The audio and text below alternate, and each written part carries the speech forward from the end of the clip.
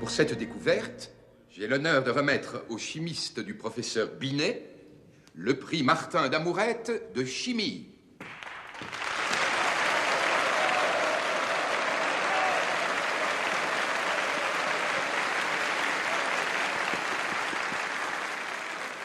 Quelle belle intelligence! Saura expliquer pourquoi des sels d'uranium restent lumineux plusieurs jours, voire plusieurs semaines, après avoir été exposés au soleil, et émettent, ô prodige, les étranges rayons X observés par Röntgen. L'hyperphosphorescence, ce mystérieux phénomène mis en évidence par le professeur Henri Becquerel, professeur à l'école polytechnique et membre de notre vénérable Académie des sciences, peut-être le prochain succès pour l'équipe du professeur Binet. Mais dès aujourd'hui, l'Académie des sciences décerne au professeur Binet, qui a supervisé ses travaux, le grade d'officier de l'instruction publique dans l'ordre national des palmes académiques.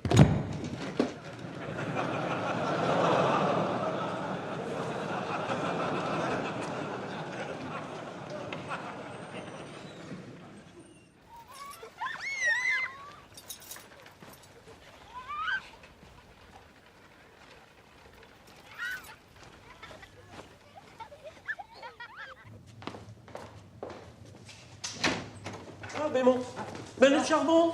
Tu nous piques notre charbon! Non, un simple emprunt, on est à court. Je veux pas le savoir, tu laisses le charbon, non mais... D'accord. Oh! C'est un monde, ça! Oh. Tout le monde a du charbon, hein. Les amphis, les salles de travaux pratiques, il fait chaud partout, sauf ici. Je commence à en avoir plein le béret de cette grande gigue. Ça doit être une brimade, mais pourquoi? Ah bah, par moins 5, je me pose plus de questions. Allez, hop! Où as-tu pris cette chaise? Dans le secrétariat de Schutz. T'as du feu? Dans l'armoire. Ah, Schutz, tiens. Il me manque les brevets de mes inventions me permettent de claquer la porte au nez de ce malotru. Ah oui, à propos, où en est ton... Comment? Ton truc, là? Ah, mon acoustiphone? Voilà, oui, c'est ça, l'acoustiphone Bémont. Oui, le projet est à l'examen. Personne ne conteste la très nette amélioration de l'audition qu'il procure, mais c'est l'ampleur du dispositif qui semble faire encore hésiter quelques industriels timorés. Quand je pense que toi, ton quartz piézoélectrique, c'est de l'or, Pierre, et à peine mis au point, tu vas le mettre dans le domaine public. Ça y est, ça recommence. Attends, même quand tu marmonnes, j'entends. Oh. En attendant, l'industrie se remplit les poches, et toi... L'esprit de Lucre est préjudiciable, scientifique. Pasteur l'a très bien dit. Mais bien sûr. Et qu'a dit Pasteur du surmenage, de l'humiliation, du froid et de nos salaires de misère, hein? Oh. Bah oui, bah très bien. Alors bats-toi, mon vieux. On te respecte, au moins. T'es le meilleur de nous tous, Pierre. Et t'es là sans considération, sans matériel expérimental. Tu vas quand même pas passer toute ta vie sous la coupe tyrannique de cette endive montée en graine de mon potager. Monsieur le directeur? Bonjour Bémon. Bonjour Curie. Bonjour, professeur. Alors, l'hyperphosphorescence, ça phosphore? Oh, ouais, nous sommes en pleine effervescence. On peut espérer un communiqué un de ces jours?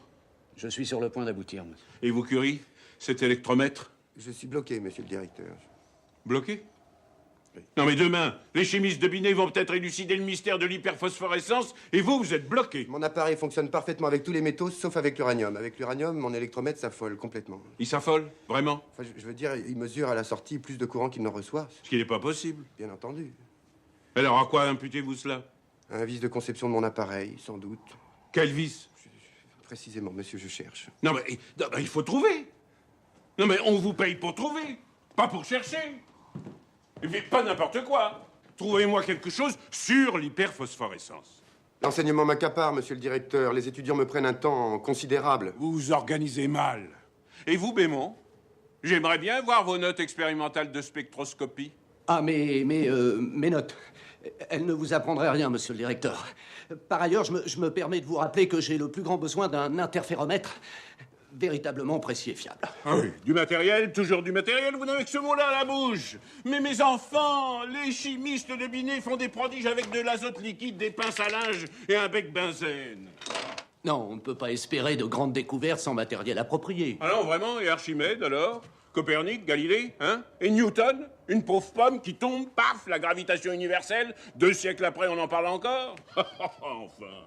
Si vous avez besoin de pommes ou de poires, hein, je peux vous en fournir un cajon entier. Ouais. Non, mais du charbon, ce serait pas de refus. Avez-vous remarqué la température qu'il fait dans ce local? Une température tonique. Oui, mais le froid fausse les appareils. Oui, ça tonifie le cerveau.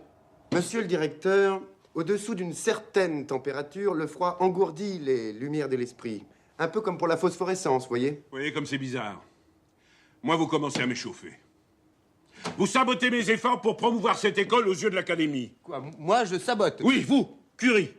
En vous obstinant à bricoler des inventions stériles, sans doute ingénieuses, mais dont tout le monde se fiche. Non, quant à vous, Bémon, ne me prenez surtout pas pour un imbécile. Hein. Pardon? Non, je sais parfaitement que vous mettez à profit vos heures de laboratoire pour travailler à des fins personnelles et clandestines.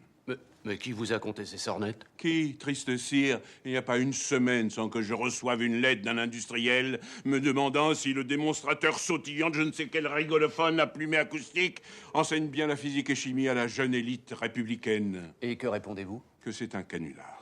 Oh, un canular? Oui. Parce que vous grugiez l'école, c'est déjà scandaleux. Mais que vous la discréditiez. Alors permettez que je fasse une mise au point. Taisez-vous, Bémon. Je suis pas venu discuter avec vous. Je suis venu vous dire 2 choses. Primo, je vous donne à chacun 1 mois pour me remettre un communiqué sur vos travaux destinés à l'Académie. Et deuxièmement, je vous emmène du renfort. Hein? Du renfort? Puisque vous ne suffisez pas à la tâche, on m'adresse une jeune étudiante polonaise qui répond au nom de Sklodowska. Voilà, qui malheureusement ne parle pas français, ce qui la rend inapte à l'enseignement. Mais bardée de diplômes et infatigable, paraît-il. J'attends beaucoup de cette jeune personne. 3? Mais on va être 3 ici? Oui, et dès ce matin. Étant donné son sexe, j'ose espérer que vous n'allez pas vous livrer sur elle à des bizutages. Hein. Sinon, gare. Oh, c'est bien notre genre. Vous, Curie, je ne sais pas. Mais lui, regardez-le. Hein. Je veux pas prendre de risques. 3 sur les mêmes appareils, nous risquons d'être encore moins productifs. S'il y en a un de trop, il sera toujours temps d'aviser. C'est quand même ahurissant de devoir importer des étrangers pour faire le travail que les Français ne veulent plus faire. Ah, quant au charbon, je vous en alloue 1 seau par semaine, pas plus, jusqu'à recevoir vos communiqués. Voilà, une fois de plus, humilié, rabaissé, brimé. Je t'avoue que cette fois-ci, j'ai bien failli me mettre en colère. Oh, ouais, c'est encore moi qui ai parlé du charbon, toi, pas un mot. Ah, j'en ai marre, c'est toujours moi qui prends. Tu la fous mal aussi avec tes compromissions industrielles. C'est ça qui l'a ulcéré. Tu n'es pas obligé de mêler l'école à tes tractations. Je dois indiquer mes titres pour assurer mon crédit, voilà, c'est tout. Ah, Oh ben, vous avez trouvé du bois, là? Oui, mon ami. Cette école ne manque pas de ressources et quand on cherche un peu... Oui, non, parce que le saut, c'est pour toute la semaine. merci beaucoup, Arsène.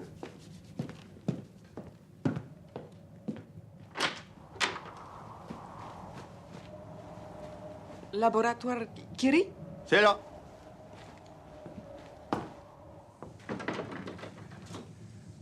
Bonjour, vous êtes mademoiselle... Słodowska. Oui, mademoiselle Sklodowska. Le professeur Schutz nous apprend à l'instant votre venue. Hein. Je ne vous cache pas que ces installations sont modestes et que votre arrivée pourrait poser quelques difficultés. Néanmoins, soyez la bienvenue dans ce laboratoire. Mon nom est Pierre Curie et ce monsieur est Gustave Bémont.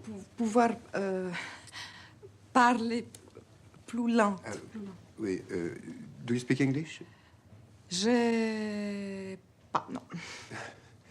Sprechen Sie Deutsch? Jawohl. Ja. Oui, mais moi non. Et toi? Non plus.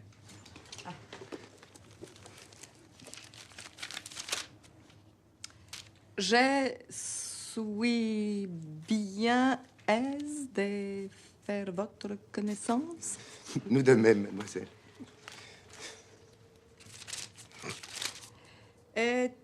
Est-il permis de camper ici? Mais certainement.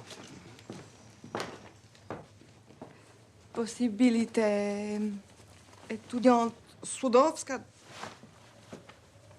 amarrer ma manteau sur votre bite. Oui, mais on dit porte-manteau. Porte-manteau. Porte-manteau? Porte-manteau?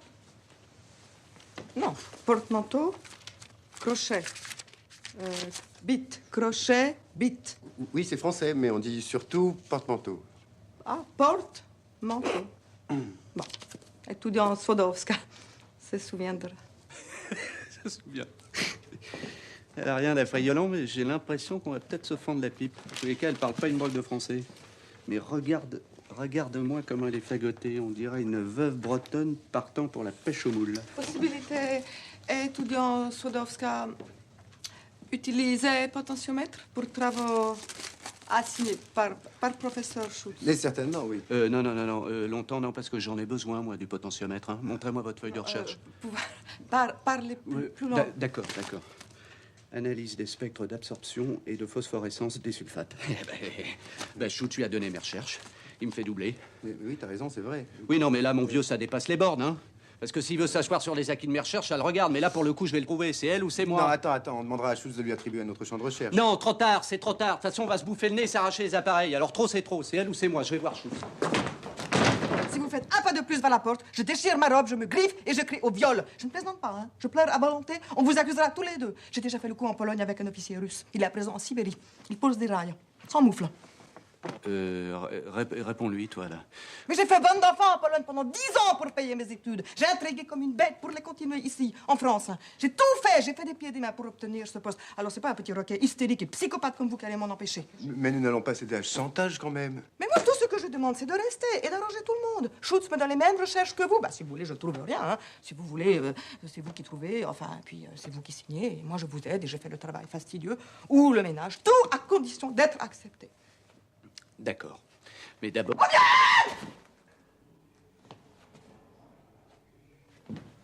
Je veux rester. C'est ici qu'on crie au viol? J'ai rien entendu, monsieur le directeur. Tout se passe bien? Ça va comme vous voulez? Pouvoir parler plus lente. Ah, oui, t'as encore ces couillons d'étudiants. Pouvoir parler plus... C'est bien, ça. Et le déguisement, ça fait partie de l'embrouille? Évidemment, je n'allais pas venir avec des fanfreluches. Les bras m'en tombent. Bah, tu peux pas lui reprocher d'être prudente, hein? Ah ça oui, quel aplomb. Ah, c'est l'heure de mes cours. Installez-vous.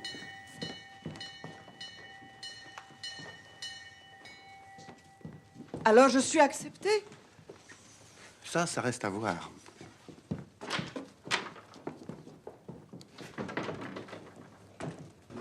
Ah, moi, elle me plaît, hein. J'adore les femmes chez qui je sens le feu couver sous la glace. Ce qui compte, c'est la qualité de son travail scientifique. Oh là là, méfie-toi, Pierre, hein. Tu tournes au vieux garçon racorni.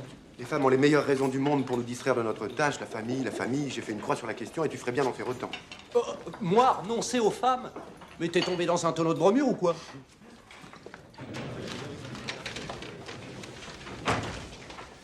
Asseyez-vous, messieurs. Nous allons montrer que le coefficient d'aimantation spécifique K de l'oxygène varie en raison inverse de la température absolue de T. Loi exprimée par la relation K égale A sur T.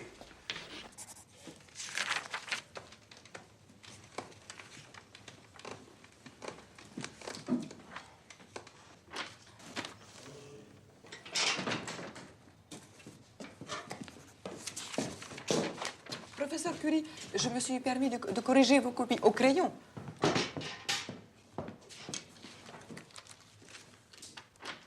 Oui, ça a l'air très bien. Merci. Cependant, je dois vous demander de tout gommer. Mais pourquoi? Ce n'est pas honnête. Mes étudiants sont en droit d'avoir mon seul jugement sur leur copie. Je m'y suis engagé. Je voulais seulement vous faire gagner un peu de temps. L'intégrité ne se mesure pas en temps. Pas plus que la franchise. Excusez-moi, je croyais bien faire. Professeur Curie, je dois vous dire que j'admire beaucoup vos travaux. Ils sont célèbres en Pologne. Et puis quoi encore? Mais c'est la vérité. Je ne suis pas très sensible à la flatterie, mademoiselle Sklodowska. Bon, alors écoutez, ceci est un appareil, un quartz piézoélectrique, qui sert à mesurer des courants électriques de très faible intensité par un effet mécanique de compensation. Est-ce que je dois continuer? Bon, si vous ne voulez pas me répondre, je ne peux pas vous forcer. En ce cas, je vais tenter de me rendre utile et laver ces carreaux qui en ont bien besoin.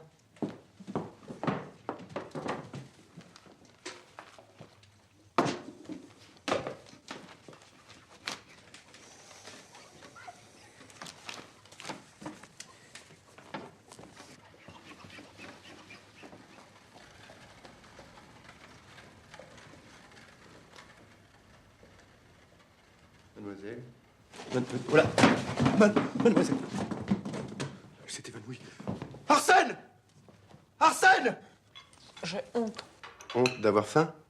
Je tiens absolument à vous rembourser dès que je le pourrai. Mastiquez bien au lieu de dire des bêtises. Elle est bonne la viande au moins? Délicieuse. Et encore, ce n'est rien. Mademoiselle Georgette cuisine à merveille. Sa blanquette, par exemple, ou son lapin à la moutarde sont des œuvres d'art. Si nous sommes des chimistes, elle est une alchimiste. Mais n'oubliez pas que vous m'avez promis de me faire visiter là où vous travaillez. Je n'oublie pas, non. C'est vrai ce qu'on raconte.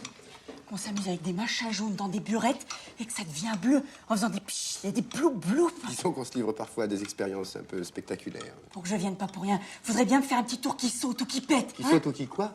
Ou qui devient tout rouge. Ben, je vais y réfléchir, oui. Oh, c'est savant, toujours en train de réfléchir. Je ne suis pas savant, Georgette. Il n'y a que les chiens qui soient savants. Bon, ben, j'ai affaire. Mais quand je viendrai, vous me ferez voir des glouglous. Dites-moi la vérité, depuis combien de jours n'avez-vous pas pris de vrai repas? Mais je ne sais pas, très récemment. Ça n'a pas d'importance. Ça n'a pas d'importance. Ce n'est pas le ventre vide qu'on est utile à la science, croyez-moi. Ça va mieux? Oui, merci. C'est le fait d'être remonté sur cette chaise, je vous assure. Je sens que vous allez encore dire un gros mensonge. Faites-moi plaisir, ne mentez plus. Plus jamais. Sous aucun prétexte. Maintenant que vous êtes en terre de liberté, ce n'est plus nécessaire. Ah, ma présence ici ne tient qu'à un fil. Si les appréciations transmises à mon ambassade cessent d'être favorables, je suis rapatriée séance tenante et adieu la science. Il n'y a aucun échappatoire? Si, le mariage blanc. Ma cousine l'a fait. Mais son mari d'occasion s'est entiché d'elle. Il l'a violée dans le fiacre qu'il ramenait de la mairie. Elle n'a même pas pu porter plainte. Non, le mariage blanc, c'est la roulette russe. Oui, bien sûr, vous venez d'un pays occupé. Il était là logique que vous n'ayez pu faire autrement que d'user d'expédients et de stratagèmes pour parvenir à vos fins. Vous voulez dire que l'être humain est le produit de la société qui l'engendre, et non le contraire. C'est ce qu'on appelle une évidence. Ou un truisme. C'est aussi ce qu'on pourrait appeler une idée positiviste. Ah, mais je suis positiviste. On peut ne pas apprécier, mais c'est comme ça. Comment vous êtes positiviste? Mais ça précise moi aussi. Vous êtes positiviste? Ah, oui, positivement. Mais non, vous mentez encore. Regardez. Cette photo a été prise à un congrès de l'association positiviste polonaise. C'est une association clandestine, persécutée par la police tsariste. La regardez au milieu, c'est moi. Entortillé dans cette espèce de drap. Ce drap est le drapeau polonais. Je représente la Pologne brisant ses liens. Pourquoi avoir choisi la science? pour son intérêt intellectuel, bien sûr, mais aussi et surtout pour le progrès social et matériel qu'elle apporte aux hommes. Écoutez, mademoiselle Sklodowska, je ne peux pas encore juger de la valeur de vos contributions éventuelles, mais je vous propose de vous prendre à l'essai pour quelque temps. Eu égard à la précarité de votre situation, bien entendu. Cela vous convient? Oui, ça me convient. Ah, pour le petit déjeuner, c'est trop tard. Et pour le déjeuner, c'est trop tôt. Sinon, quoi de neuf? Dites-le lui. Je suis prise à l'essai. Excellent. Bon, j'offre une tournée générale, tiens.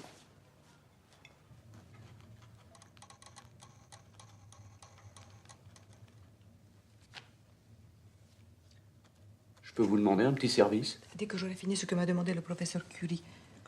Non, mais c'est pas pour l'école. Vous voyez, ces asymptotes, il faudrait les vérifier. D'accord. Parce que je dois rédiger un brevet. Tiens, justement, comment fait-on pour déposer un brevet? Ça vous intéresse? Oh, juste pour savoir. On peut breveter quoi? Ah ben tout. Un appareil, un système, un ouvre-boîte. Même la formule d'un parfum. La formule d'un alcool qui ne donnerait pas la gueule de bois. Ça se brevette? Ah ben, ce serait la fortune. Elle existe. C'est mon grand-père qui l'a trouvée. C'est de la vodka où on fait macérer 7 herbes en certaines quantités. C'est impossible d'être malade après. Je peux vous en faire, si vous ne me croyez pas. Ah mais absolument, c'est une excellente idée.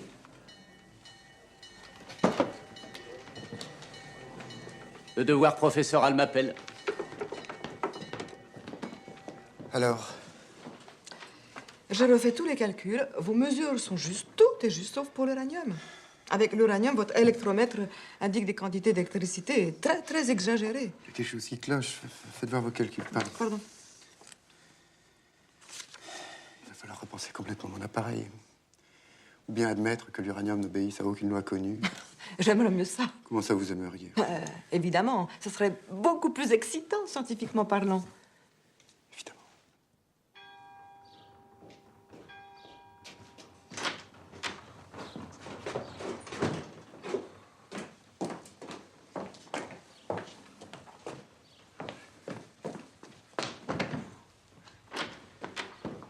Ah, Marie, dites donc, votre vodka, c'est fabuleux, hein. Vous voulez que je vous aide? Non, non, ça va. Hier soir, j'ai tout bu. J'étais sous comme un peu. J'étais assez éméché, j'ai fait la fermeture du Moulin Rouge. Un concours de polka chaloupé avec la Goulue. Et ce matin, frais comme un gardeau. Je vous l'avais dit. Alors maintenant, faut tout me révéler. Les proportions, les herbes, la recette, tout. Et votre fortune est faite. Vous savez ce que je vous ai demandé? Oui, madame. Et ça n'a pas été facile. Un bus de pasteur en soi, c'est simple à trouver, mais creux et dont la tête se dévisse, fallait dénicher l'artisan. Bon, vous allez me dire pour quel usage maintenant. Ne soyez pas curieux. Voici la formule de la vodka. Et on trouve tout ça dans le commerce? Oui, bien sûr. Ah bah c'est formidable. Dès ce matin, j'achète tout, je vais mettre à macérer dans quelques jours. Hop, en bouteille. J'ai trouvé un nom, Choutskaya. Qu'est-ce que vous en pensez? C'est plus russe que polonais, mais pourquoi pas? Bah oui, hein, Pourquoi faut tromper pas. l'ennemi. Merci.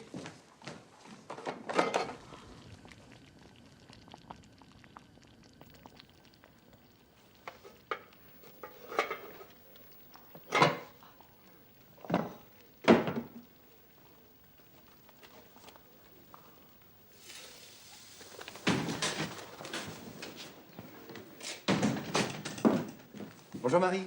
Bonjour.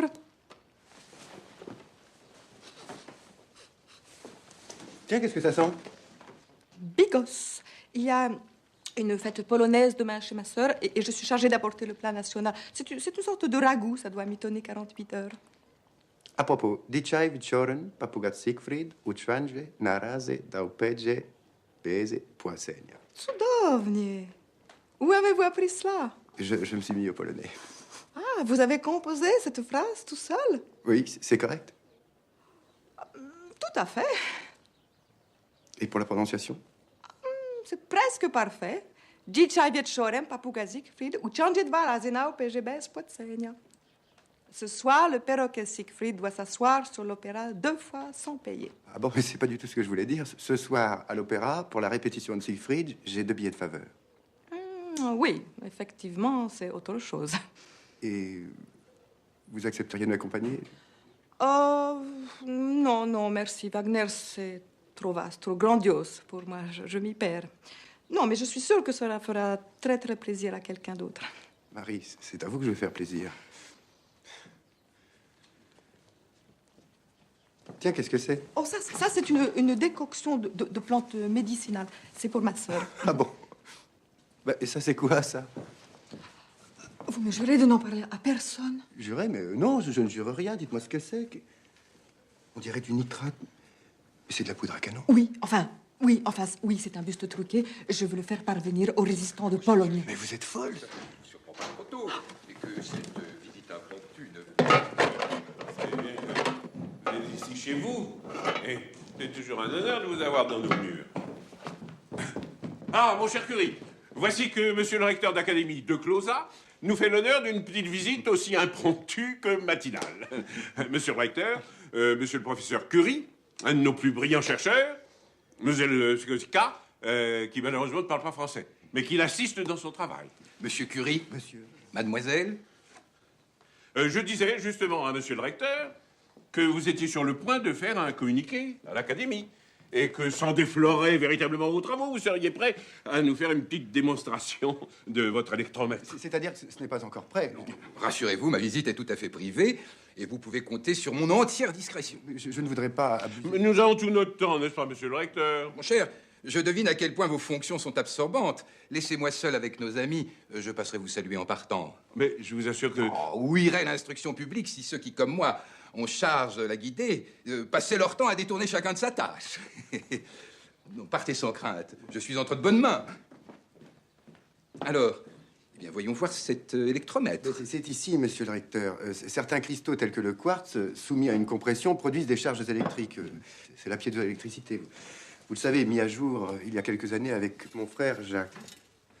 Lorsqu'un courant électrique est communiqué à l'électromètre par une source quelconque placée ici, on peut en mesurer l'intensité en déterminant le poids qu'il faut exercer sur le quartz pour produire un contre-courant de compensation. Voyez-vous? Comme ceci. C'est ingénieux. Mais quel est l'intérêt de cet appareil, concrètement? Mesurer avec exactitude des courants de très faible intensité, et ce, quelle que soit la substance conductrice. Mais enfin, ne perdez pas trop de temps tout de même avec ça. À une époque où l'industrie produit et consomme de l'électricité par milliers de kilowatts, à quoi bon juste ciel savoir en mesurer des puissances infinitésimales? C'est comme si vous proposiez de peser le charbon de ce seau au 10e de milligramme près. Non, il y a quelque chose d'un peu chiche là-dedans. Oh, permettez. Et à quoi d'autre est-ce qu'on s'occupe dans ce laboratoire? Tiens, ça, par exemple. Qu'est-ce que c'est? Ceci, oh, mais ça n'a rien à voir avec nos travaux, monsieur le recteur. Hein. C'est une décoction de plantes médicinales contre les colibacilles. J'en bois 2 grands verres tous les matins. Pourquoi au laboratoire? Pourquoi pas chez vous? Mais parce que c'est très précis, je dois boire mes 2 grands verres à 9 heures tapantes. Sinon, ce n'est pas efficace, paraît-il. Bah, dans ce cas, il est vrai que l'organisme a de ses mystères. Et ceci? Ceci... Êtes-vous chimiste de formation, monsieur le recteur? Ah non, non, non. Moi, ma branche, c'est l'astronomie. Mais je pense pouvoir comprendre tout à peu près dans les grandes lignes. Eh bien, ceci... Il s'agit de ragosulfite de polonarata, cultivé de manière anaérobique. Oui, quelle application? Eh bien, produire artificiellement un aliment chimique destiné au bétail. Au bétail? Oui, ben voilà qui est intéressant. Ouais. Ça sent très mauvais. Il est vrai que pour les bêtes, en tout cas, c'est prometteur. N'est-ce pas? D'ailleurs, comme pour en revenir à mon électromètre... Oui. 9 heures déjà. Eh bien, mais c'est l'heure de votre décoction. Ah oui, merci. Mais comme je vous disais à propos de cet appareil... Mais non, soignez-vous, mon ami. La faculté vous a dit à 9 heures précises, alors prenez votre potion. Mais ce n'est pas 1 minute près, tout de même. Vous savez, on dit ça et après on oublie. Oh, je vous assure que... Buvez, c'est un ordre. Allez, je vous en prie. Je m'en voudrais d'augmenter vos colibacilles.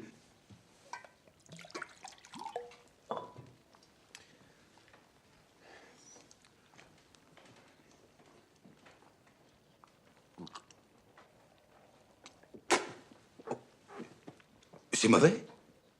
C'est-à-dire, faut être habitué. Oh, ces décoctions de plantes, plus elles sont infectes, plus elles ont de vertu. Allez, allez, courage.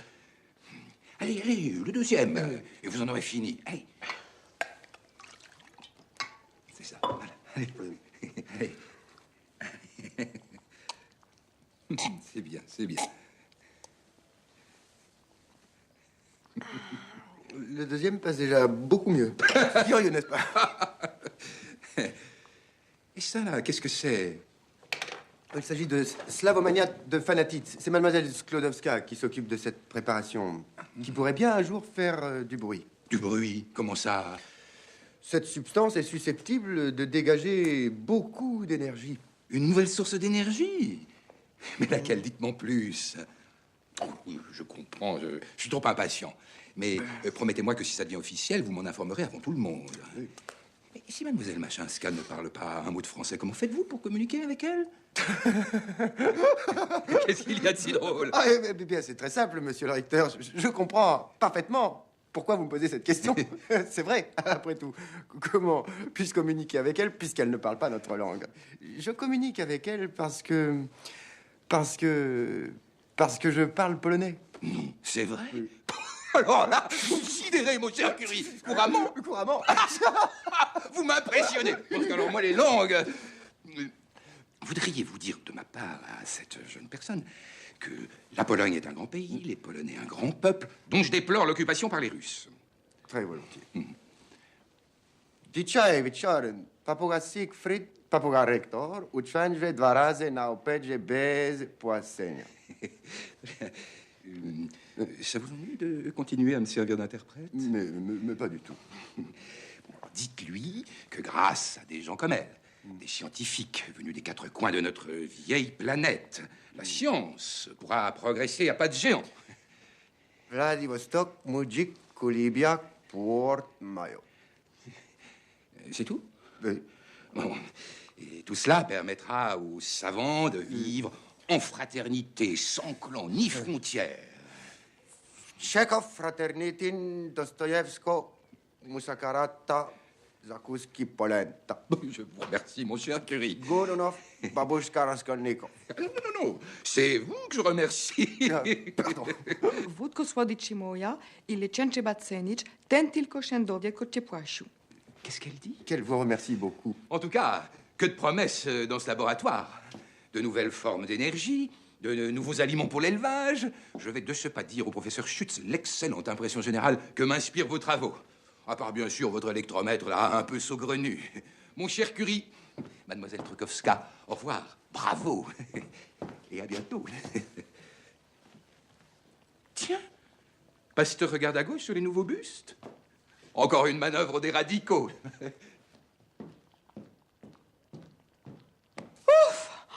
J'ai une de ces peurs. Vous avez été magnifique. Magnifique. J'ai ignominieusement menti à un unique scientifique à cause de vos agissements à vous et à Calzon, à Gaston, à Gustave. J'ai démérité, j'ai menti au rectum et même si je suis bourré comme un coin, ça ne m'empêche pas d'être très en colère. Oui, mais ça vous va très bien. Je vous prie d'excuser cette intrusion. Non. Excusez ma venue à l'improviste. Oh, non. Pardon de venir chez vous si tard.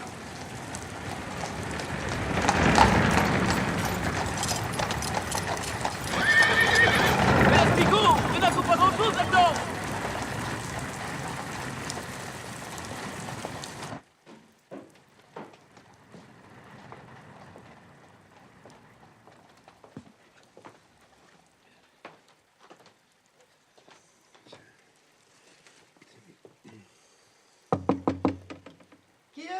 Qui est là? Pierre Curie. Bonsoir, Marie. Excusez-moi de vous déranger. J'ai peut-être mal choisi mon moment. Non.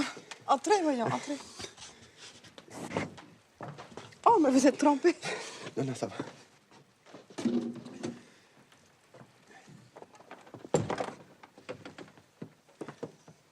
Oh, excusez le désordre.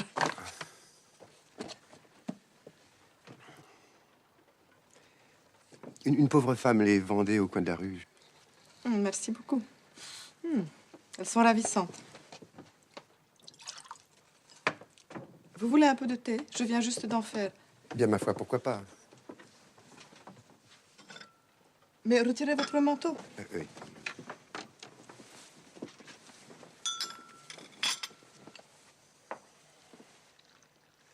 Asseyez-vous.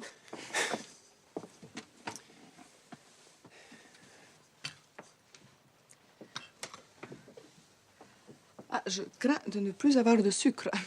Je le prends toujours sans sucre. L'arôme ne s'en dégage que mieux. Ah bon?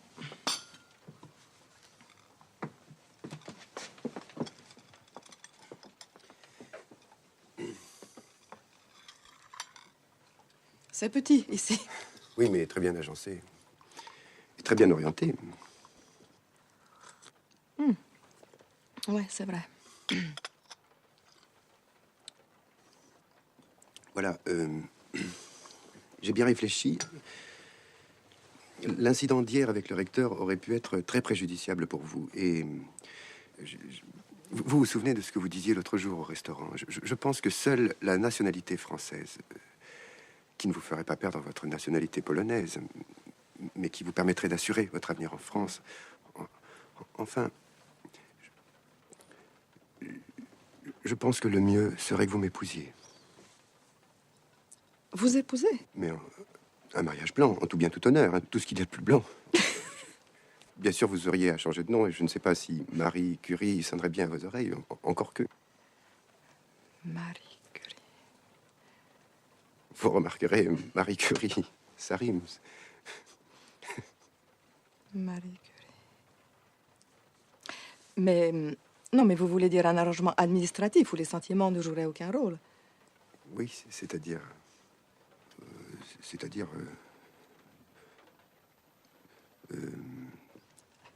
Mais si vous tombiez amoureux... De vous?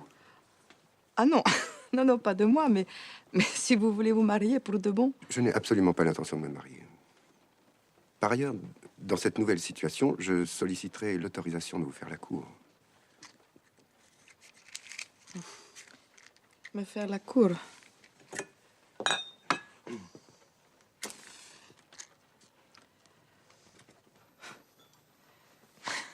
Je crains de manquer également de pétrole.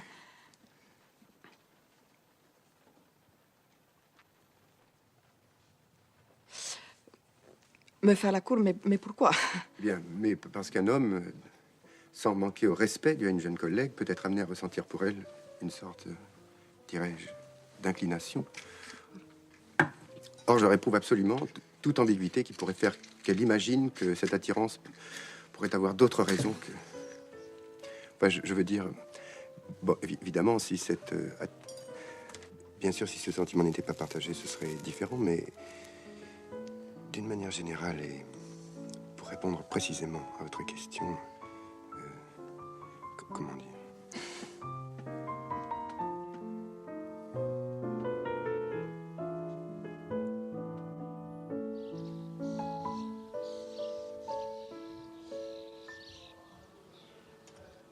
Regarde, Pierre, c'est incroyable. Ces sels d'uranium font grésiller le potentiomètre. Qu'est-ce que tu racontes?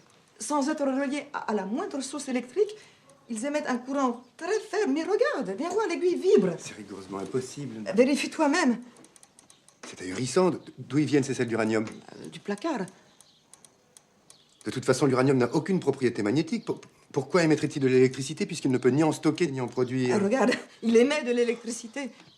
Ça expliquerait sans doute les aberrations de ton électromètre. Probablement, oui, mais reste à savoir pourquoi il en émet. On a intérêt à savoir le plus vite possible avant que Schultz vienne fourrer son gros pif dans nos affaires. Pour une étudiante polonaise, il y a encore nul en français. Ah, vous faites des progrès foudroyants. Mon gros pif. Non, mais c'est juste une façon de parler. Elle est exquise. Vous parlez donc français? Enfin, vraiment, un tout petit peu. Pourquoi me l'avoir caché à votre arrivée? Je suis quelqu'un de très timide. Ah, vous êtes timide? Ah ben, votre timidité a fondu comme neige au soleil. Et vous, Curie? On me dit que vous parlez polonais maintenant? Quelques rudiments. C'est la cour des miracles, ici. Qui plus est, le recteur de Closa me parle avec ravissement de je ne sais quel nouvel aliment pour le bétail. Je crains qu'il s'agisse de notre part d'une affirmation quelque peu fantaisiste. Fantaisiste? Il existe, oui ou non, cet aliment? Plutôt non. Ah, plutôt non. Non, mais vous croyez que vous allez pouvoir vous payer sa fiole comme ça pour ne pas parler de la mienne? On lui dira qu'on a fait un essai et que le bétail refuse d'en manger. Ah ben voyons. Et où en êtes-vous sur l'hyperphosphorescence? Nulle part, à vrai dire. Non, alors écoutez-moi bien. Si avant 3 mois, jour pour jour, vous ne m'avez pas donné de quoi défendre l'honneur de cette école devant les avancées de Binet et de sa bande de sorbonnards snobinards, je vous flanque à la porte et à la rentrée, vous allez vous faire pendre ailleurs. C'est compris? Monsieur le directeur, je suis passionné par mon travail. Je suis depuis longtemps entièrement dévoué à la science et à cette école, mais je n'ai jamais travaillé sous la menace. Alors, devant une telle dégradation de nos relations, je me vois contraint de vous signifier ma démission. Non, Pierre, calme-toi. Je crois que ce n'est pas le moment. Je regrette, mais c'est comme ça. Pierre, je t'en prie, ne dis pas n'importe quoi. Ne l'écoutez pas. C'est d'accord. Je vous jure qu'avant les vacances, vous les aurez, vos palmes. Marie. Tais-toi, mais tais-toi. Je t'en supplie. Alors, monsieur le directeur, c'est un marché conclu? Marché conclu. 3 mois, jour pour jour. Si tu m'aimes, tu m'écoutes. C'est reculer pour mieux sauter, Marie. On n'aura jamais le temps. Pierre, écoute-moi, à nous deux, on peut tout. Tu m'entends? Tu es un esprit supérieur, moi, une bête de travail. D'ici l'été, on peut trouver. Trouver quoi? Mais comment interpréter ce phénomène d'hyperphosphorescence? À nous deux, rien ne peut nous résister. Nous avancerons notre mariage, nous repousserons notre voyage de noces et dans l'intervalle, nous travaillerons. Alors, oui ou non? Comment dit-on? L'union fait la force en polonais. Solidarność.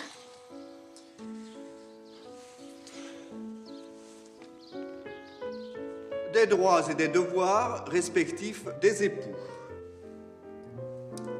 Les époux se doivent mutuellement fidélité, secours, assistance. Le mari doit protection à sa femme, la femme, obéissance à son mari. La femme est obligée d'habiter avec le mari et de le suivre partout où il juge à propos de résider. Le mari est obligé de la recevoir et de lui fournir tout ce qui est nécessaire pour les besoins de la vie, selon ses facultés et son état. La femme ne peut ester en jugement sans l'autorisation de son mari, quand même elle serait marchande publique ou non commune ou séparée de biens.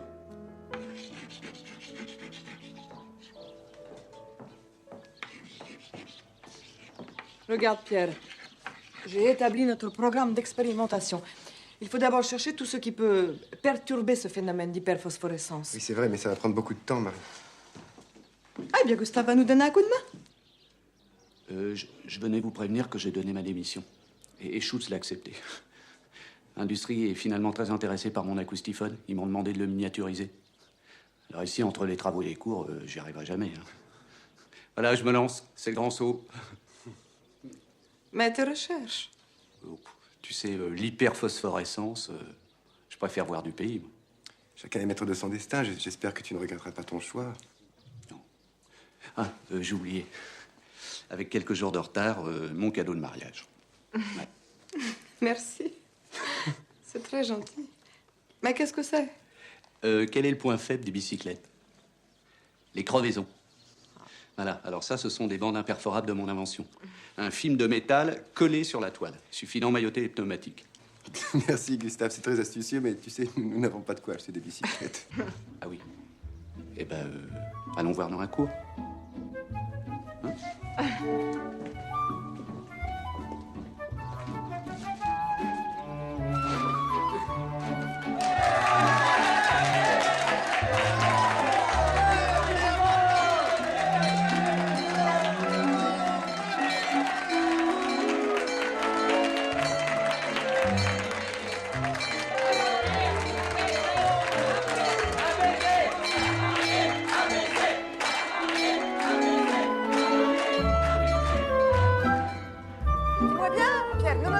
Tiens-moi bien, hein? Mais non, mais tiens-moi bien fermement, mais sans me pousser! Ne pousse pas. Pierre, sans me pousser! Vite! Vite! Vite! Ah! Ça va? Ouf. Non, mais ça va très bien. En fait, c'est très, très facile. Il suffit de savoir s'arrêter.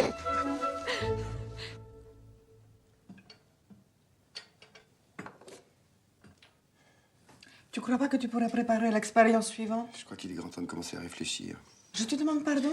Ça fait 15 jours que nous appliquons ta méthode, nous n'avons pas avancé d'un pas. Le programme n'est pas terminé. Mais enfin, Marie, ces sels d'uranium, nous les avons mélangés à tous les corps existants. Mais non, pas tous. Presque tous, nous les avons oxydés, réduits, chauffés, refroidis. Or, ils n'ont jamais cessé de produire invariablement le même flux d'électricité et de rayons X. Eh bien, nous savons au moins que rien de tout cela ne perturbe le phénomène. Marie, une réaction chimique, c'est une transformation. Merci, je suis au courant. Et nous n'avons constaté aucune transformation. Or, il y a dégagement d'énergie. C'est ça que nous devons élucider, le reste est perte de temps. Et tu la connais, toi, la réponse? Non, mais c'est à ça qu'il nous faut maintenant réfléchir. Logiquement. Et si nous ne trouvons pas? Bien, nous aurons perdu. Mais en nous servant de notre matière grise. Singulièrement de coordination. Ainsi, on n'a pas accordé assez d'importance à la mesure des fréquences dans l'étude des courants alternatifs. On s'est contenté de les déduire de la vitesse et du nombre d'épaules des alternateurs. Certes, mais pardonnez-moi, mais j'ai une obligation. Pardon. 3 mois. Jour pour jour, heure pour heure, minute pour minute. Ah, non, pardon. Il manque 10 secondes. Tic-tac, tic-tac, tic-tac. 5, 4, 3, 2, 1. Top! Dépêchons-nous, je ramasse les copies. S'il vous plaît, arrêtez vos pitreries. Comment? Mais je jubile, moi. Ou bien j'ai les palmes, ou bien j'ai le plaisir de débarrasser cette école de 2 parasites. C'est un jour faste. Alors dites-moi tout. Votre électromètre, là, il continue à yoyoter ou bien il s'est calmé avec l'uranium? Il continue à yoyoter. Ah, comme c'est dommage. Aïe, aïe, aïe, aïe. Il yoyote toujours, mais ça n'est pas dommage. C'est même tout à fait goulayant. Oh, voyez-vous ça? Goulayant. Oui, car ce modeste appareil nous a permis de comprendre que si l'uranium produit des rayonnements et de l'électricité, ce n'est pas parce qu'il réagit à quelque chose, mais parce qu'il est comme ça. Bon, avertissement. Je prends un ton léger avec vous, mais ne vous croyez pas autorisé à faire les marioles avec moi, hein? Parce que vous ne risquez pas seulement la porte, ça peut aller jusqu'à la correctionnelle, cette affaire-là. Nous essayons simplement de vous dire que l'uranium n'a besoin de s'associer à aucun autre corps chimique pour dégager de l'énergie. Il se trouve qu'il en produit à l'état naturel, tout seul. Tout seul? Oui, tout seul. À flux constant et régulier. L'hyperphosphorescence, ça n'est donc pas une réaction chimique. C'est de la physique. C'est une propriété intrinsèque de l'uranium. Ah oui? L'uranium produit de l'énergie, comme ça, tout seul, dans son coin. Oh, alors l'argent, le plomb, le platine, l'or, ils se tiennent tranquilles, mais l'uranium, lui, il produit de l'énergie. Non mais, sous l'opération du Saint-Esprit? Nous le savons, ça paraît fou. Vous pensez que je vais répercuter cet invraisemblable bobard à l'Académie? Non mais, vous m'avez regardé? Ah non, pas répercuter. Révéler, prouver et démontrer. L'uranium, tout l'uranium du monde, émet de toute éternité des rayons X. Avec ou sans soleil. En quantité strictement proportionnelle à sa masse. 2 grammes d'uranium produisent 2 fois plus de rayonnement qu'1 gramme, invariablement, de Johannesburg à la Garenne-Colombe. Vous me prenez pour le roi des jobards, mes enfants. Écoutez, voici nos travaux. Si nous nous sommes trompés, démontrez-le nous. Mais qu'est-ce que ça serait? La source de ce dégagement d'énergie, là, faut bien qu'il y ait une source. C'est quoi, K? La constante que nous avons établie. Et ce taux de variation quasi égal à 0? La vérification expérimentale de cette constante. Effectué sur votre Zimbrec? Oui, c'est ça, sur mon Zimbrec. Oui, c'est séduisant. Mais complètement fou. Non, j'ai compris. Vous cherchez à me piéger avec un canular pour que je fasse une démonstration publique d'incompétence, hein? Bien, nous partons en voyage de noces. On nous a offert des vélos. 3 mois, jour pour jour, c'était convenu. Alors maintenant, il faut nous dire si nous sommes virés oui ou non. Parce que si nous sommes renvoyés... Nous emportons notre communiqué. Et notre petit tour de France... On pourrait peut-être bien faire un petit crochet par Zurich. Où l'on s'intéresse beaucoup aux rayons X. Avouez que ce serait dommage. Imaginez que les Anglais aient renvoyé Newton, qu'un zigoto de votre espèce l'ait expédié à Zurich prendre sa pomme sur la tête. La honte. Alors, Schutz, décision. Tu as passé au banc d'anti-crevaison de Gustave. Eh oui, dans le panier. Oh, tu es formidable. Banco. Ça marche. Je fais peut-être une énorme bourde, mais vous êtes assez cinglé pour avoir mis dans le mille par hasard. Alors vous voulez qu'on s'intéresse à vous? Vous allez être servi. Suivez-moi. Mais où donc? À l'Académie des sciences. C'est aujourd'hui la dernière séance de l'année. Vous allez exposer vos travaux. Ce sera l'heure de vérité. Qu'est-ce qui se passe? On n'est plus tout à fait aussi sûr de soi? Ah si, non, bien sûr que si, mais... Monsieur Charles Brognard, de la Faculté des sciences de Montpellier, nous adresse cette semaine un communiqué tout à fait intéressant. Vous ne pouvez pas, l'Académie des sciences est en séance hebdomadaire. Laissez-moi, je vous en prie. Je sais ce que j'ai à faire.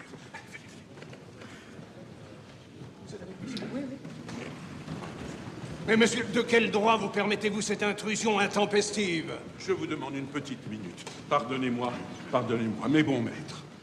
Si je me suis décidé, non sans scrupule, à venir interrompre ex abrupto les travaux de votre auguste aréopage, c'est pour une bonne raison. Cette dernière séance me pressait de prendre une décision qui me semblait ne relever que de vous et que je ne pouvais en aucun cas assumer tout seul. Il s'agit donc, vous l'aurez compris, d'une procédure exceptionnelle. Les 2 collaborateurs qui m'accompagnent estiment avoir effectué une découverte scientifique majeure explicitant l'hyperphosphorescence si chère au professeur Becquerel. Et leur thèse repose sur un concept extrêmement hardi. Et c'est à ce titre qu'ils réclament une reconnaissance officielle immédiate. Quel toupet! Mais s'agit-il d'une authentique découverte ou d'une fumisterie? Mais c'est à vous d'en juger, mon cher maître. Je n'aurai pas le ridicule, sachant l'écrasante supériorité de vos lumières sur les miennes, de prétendre émettre un avis. Avancez. Avec votre permission, ils vont venir eux-mêmes défendre leur théorie devant la plus haute autorité scientifique de ce pays. À vous le crachoir. Si vous ratez le coche, c'est la marche à pied à perpétuité. Eh bien, vas-y. Messieurs les académiciens, comme le professeur Schutz vient de vous l'annoncer, mon épouse et moi-même sommes en mesure de démontrer que le phénomène décrit comme hyperphosphorescence est en réalité une propriété constante et stable de l'uranium. Une propriété physique qui lui permet d'émettre de l'électricité, et ce, sans transformation ni altération quelconque de ce métal. Et comme le terme d'hyperphosphorescence ne saurait plus s'appliquer, nous proposons d'appeler ce phénomène la radioactivité.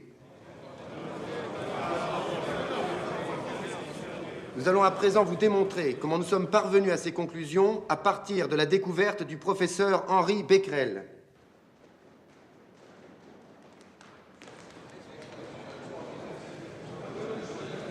Cette époustouflant. Une révolution scientifique. C'est fantastique. Mais ils ont dû s'éclipser. Ah oui, je vais aller voir si je le trouve.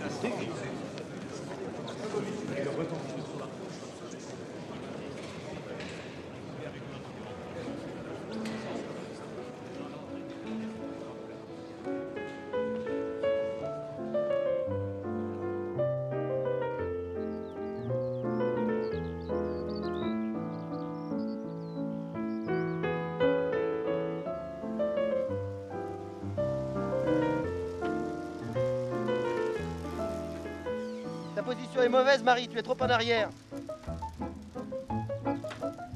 Alors, tu viens? Mais d'où est-ce que tu sors cette incroyable position acrobatique? 10 ans de mazurka.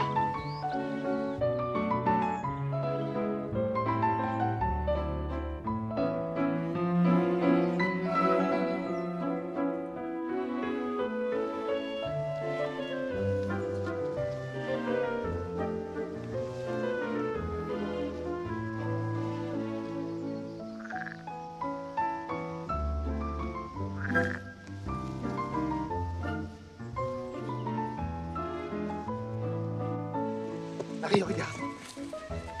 Qu'est-ce que c'est? Ouvre tes mains. Ouvre tes mains. Non, écoute, elle est très jolie, mais je n'ai pas très envie de la toucher. Enfin, voyons, Marie, ce n'est qu'une petite rainette sympathique et inoffensive. Elle est très jolie.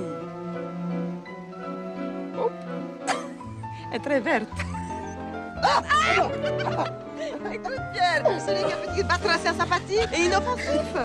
Payez.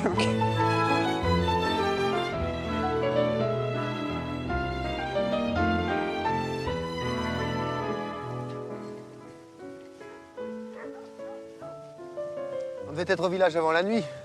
Oui, on devait.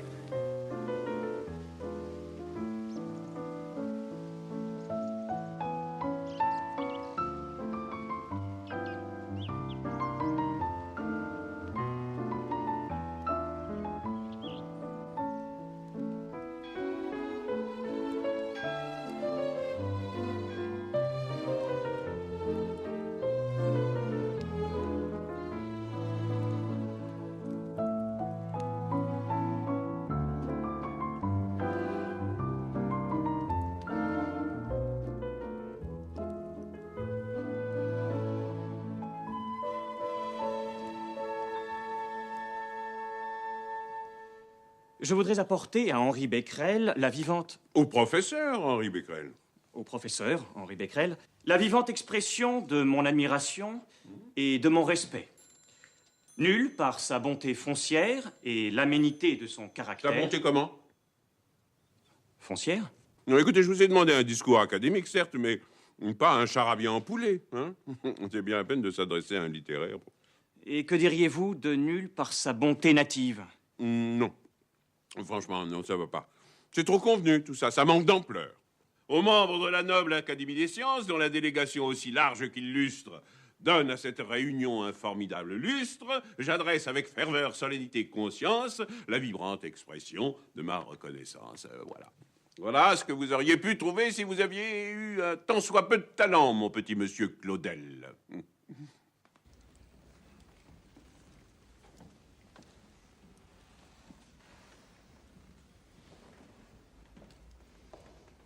Qu'est-ce qui se passe? C'est l'heure. Il n'y a pas un chat. Ces messieurs de l'Académie n'ont pas cru devoir se déplacer. Et quand les académiciens ne viennent pas, on n'a jamais personne, c'est bien connu. Alors, je dois me contenter de ce grand échalas de glosa.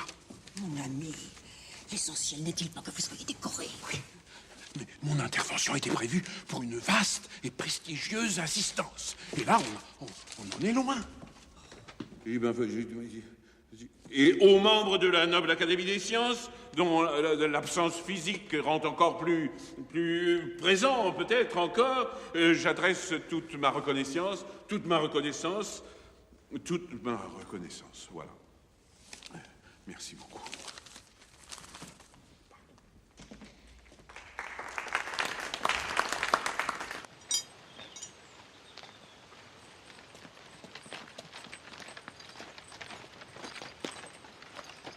Passe-moi la clavette, s'il te plaît.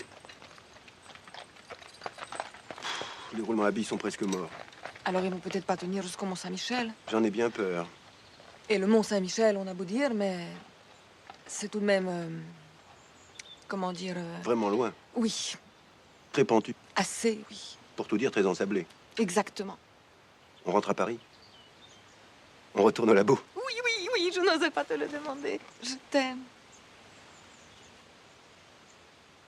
Et enfin, messieurs, voici l'électromètre et le quartz piézoélectrique entièrement conçu et réalisé à ma demande par le professeur Curie. C'est cet appareil qui nous a permis de mesurer l'électricité émise par les sels d'uranium. Non, oh, s'il vous plaît, ne touchez pas au matériel, c'est scientifique, c'est fragile. Cet électromètre, professeur Schutz, pourriez-vous nous le faire fonctionner? Non, malheureusement non, je regrette. C'est une manipulation entièrement dévolue au professeur Curie. Je n'interviens pas dans ses recherches, dirais-je, mécaniques. Ah, ben voici monsieur et madame Curie. Mais qu'est-ce qui se passe ici?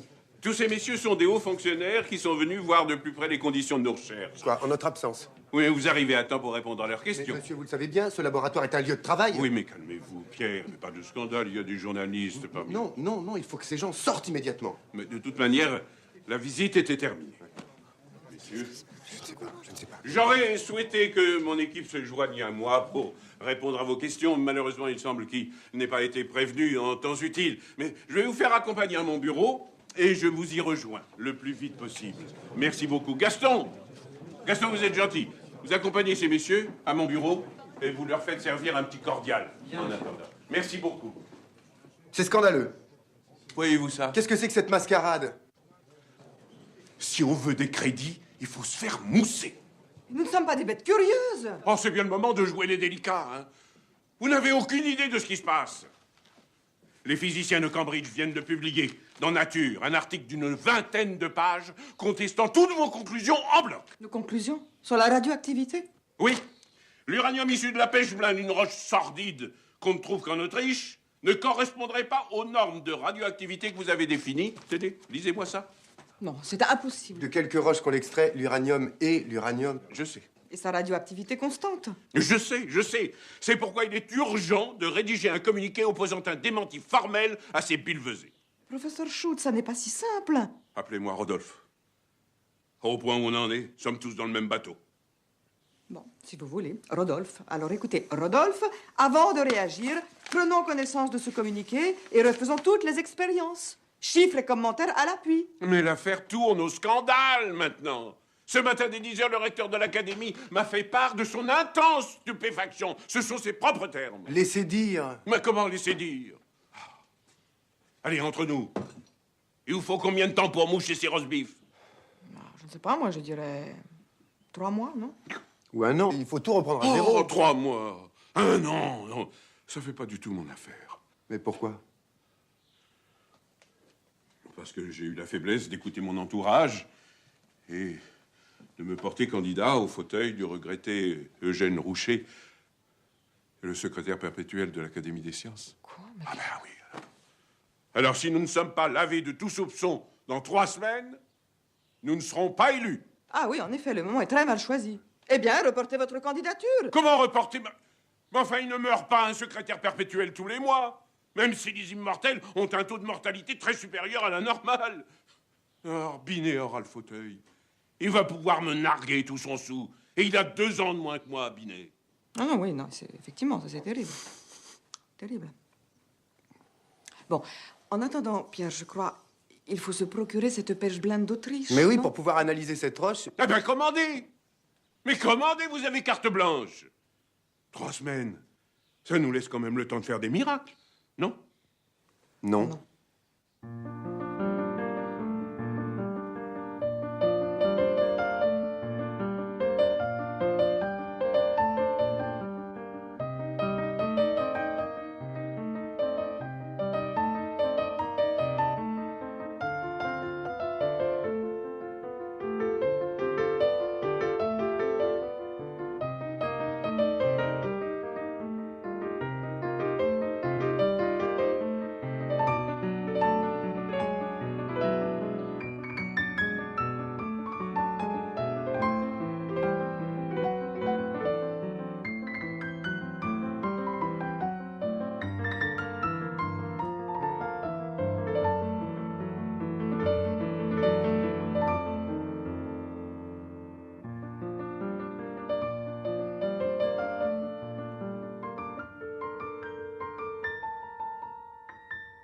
Vous inquiétez pas, ils se débrouilleront très bien sans moi au petit glouton.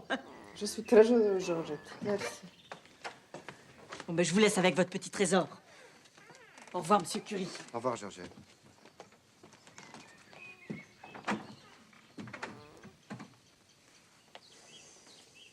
Je sens que ton esprit est encore au laboratoire. Il y a un problème, Marie. Avec l'uranium extrait de la Patch Blinde, la radiation est trop forte et pas homogène. Les Anglais ont raison. Mais qu'est-ce que ça peut être? Je ne sais pas. Cette fois, au moins, on n'accusera pas mon appareil. Ah, eh bien si, justement, je me pose la question. Les Anglais à Cambridge ont effectué leurs mesures avec une réplique absolument exacte de ton électromètre.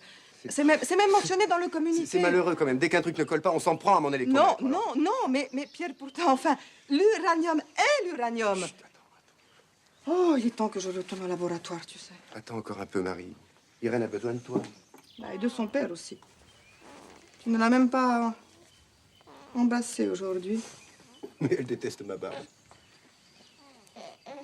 Tu sais que Georgette va quitter son travail pour venir nous aider? Irène Curie. Oh là là là là. De qui tiendras-tu, petit bout de chou aux grands yeux étonnés? Seras-tu comme ton père ou comme ta mère? Qu'est-ce que tu veux dire par là? Folle de science ou scientifiquement folle? Attention, attention. Cette fois 110. Bonjour, monsieur. Bonjour, madame. Bonjour, Georgette. C'est jamais 2 fois la même chose. Zut, flûte, crotte. C'était devenu russe. Je comprends plus rien. J'ai encore fait régler cet électromètre hier, pour la 1e fois. Bonjour. Chut, la réveillez pas, elle dort. Oh là là, il fait chaud, hein. Quelle foule au Luxembourg. Elle a été sage? À peu près. Bon, madame Curie, pour le souper ce soir, on fait quoi? Ce que vous voudrez. Ben, disons du poulet. Parfait. Ou alors un rôti de porc, ça fait longtemps. D'accord.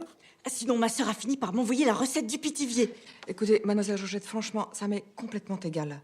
Oh, vous dites ça parce que vous connaissez pas le pitivier de ma sœur. Oh, mais la barbe, vous allez vous taire à la fin. Oh, très bien. J'étais venue un peu aux nouvelles et bavarder un petit moment, mais très bien. Je parle plus à personne. À la maison, je resterai dans ma chambre. Écoutez, mademoiselle Georgette, excusez-moi, mais aujourd'hui, je suis très énervée. J'ai des soucis comme vous n'imaginez pas. Bah, vous avez qu'à vous confier à moi.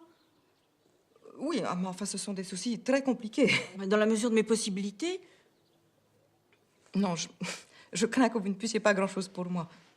Parce que j'ai pas d'instruction. Marie. Oh, puis après tout, pourquoi pas. Je vais essayer de simplifier.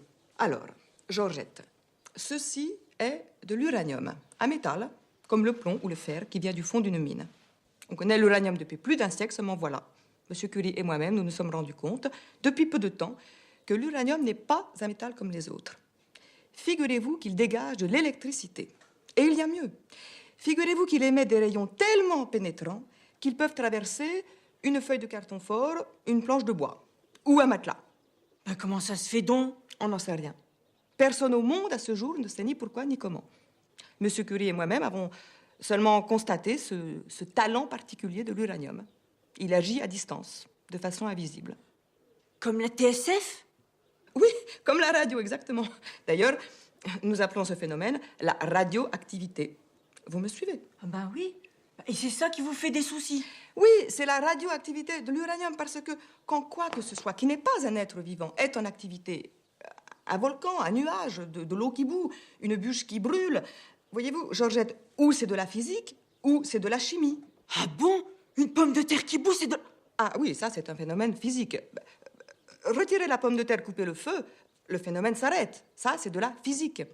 En revanche, si vous plongez ce morceau de craie, merci, dans du vinaigre, bon, j'en ai pas là, mais ça bouillonne aussi, et si vous retirez la craie, ça continue à bouillonner tant qu'il reste du vinaigre sur la craie. C'est une transformation, ça, c'est de la chimie. Ah ben, fichtre. Alors, avec la radioactivité, la question était de savoir si c'était de la physique ou de la chimie. Eh bien, c'est de la physique. Qu'on le mouille avec n'importe quoi, qu'on le mélange, qu'on le chauffe, qu'on le refroidisse, l'uranium continue à yoyoter, comme dit M. Schutz, c'est-à-dire à rayonner invariablement, sans baisse ni interruption. Ça, c'est de la physique. Ah, mais je vous crois, moi.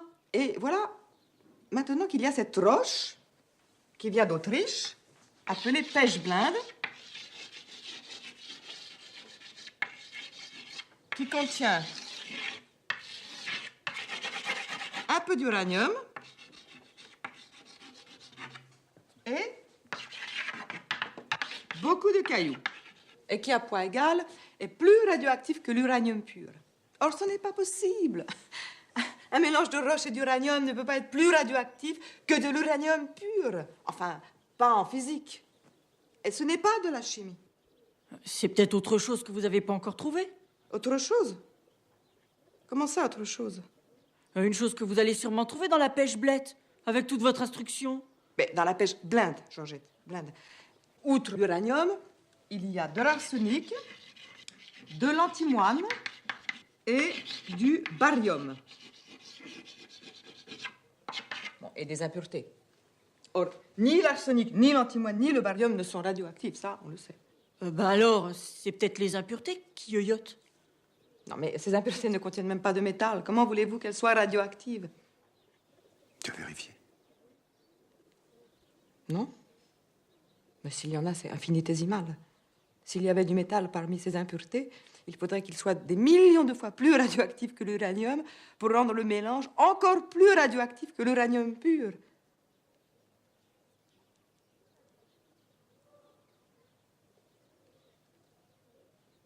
Tu crois que... Mais c'est facile à vérifier. Il nous reste ce résidu de pechblende dont tu as extrait tout l'uranium. Si à poids égal, ce résidu est plus radioactif que l'uranium, c'est une preuve. D'abord l'uranium.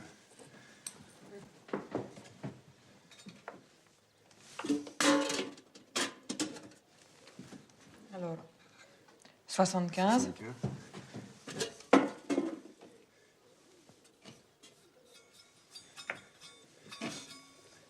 Mettons le résidu.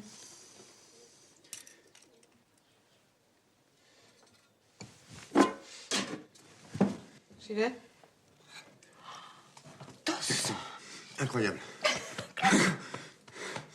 Mais alors, ce métal à l'état de trace serait tellement radioactif qu'il faudrait l'appeler le radioactum. Le radionome? Le radium. Le radium. Bon, bah, si vous avez plus besoin de mes services... Oui, au revoir, Georgette. Oui, au revoir, Georgette. Mais ce radium, pour contrer les Anglais, il ne va pas suffire de le détecter. Il faut qu'on puisse le voir, le toucher. Mettons qu'il soit dilué à 1/10000000 dans la pêche blinde. Quel poids de pêche blinde faudrait-il raffiner pour en obtenir 1 gramme? 1 tonne, si je sais compter. Bon, alors on va en demander 2 tonnes. 2 tonnes? Mais pourquoi? C'est une estimation minimale. Mais je ne vois pas ce que 2 tonnes vont nous apprendre de plus que 10 grammes ou 100 kilos. C'est trop tôt pour vous l'expliquer. Ben alors, rédigez-moi au moins une réfutation définitive des tests de Cambridge. Un truc bien senti. Quelque chose propre à flatter le sens patriotique de l'Académie. Vous avez bien des éléments maintenant. Oui, mais pas suffisamment pour une démonstration décisive. Et pourtant, nous sommes sur la piste d'une découverte majeure. Je vous assure. Je ne vois pas ce que 2 tonnes de pêche blinde vont apporter ici, à part beaucoup de saleté. Pour vous les montrer, vous nous les donnez. Alors c'est non. Mais, nom d'un chien, faites-nous confiance à la fin. Il nous la faut, cette pêche blinde. Pas sans explication.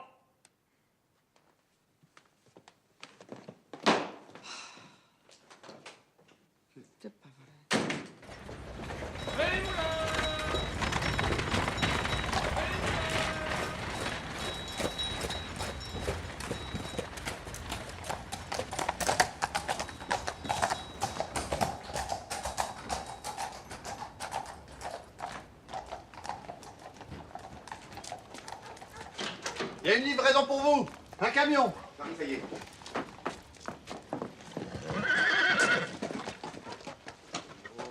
Curie, c'est vous? Curie, c'est nous. On est déchargé au sac. Là, le long du hangar. Allons-y, Pierre-Gilles.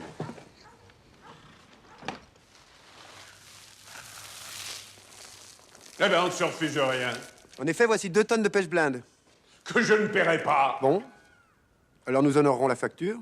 Mais dans ce cas, la découverte sera nôtre, exclusivement. Du chantage? La science avant tout. La science a bon dos. De toute façon, nous allons devoir bientôt quitter l'école. Pourquoi quitter l'école? Qu'est-ce qu'elle vous a fait, mon école? Pour traiter ces 2 tonnes de minerais, il nous faut un local beaucoup plus grand que notre labo. Mais je n'ai rien sous la main. Moi, avec la... Mais si, c'est cette ancienne salle de dissection de l'école de médecine qui vous a été restituée. Ce vieux hangar, là, mais c'est minable, ça. Le toit est percé, on y gèle l'hiver, on étouffe l'été. Ça nous ira très bien. Si au moins vous me disiez ce que vous cherchez. Vous doutez de ma discrétion. Bon. Vous l'aurez, votre hangar.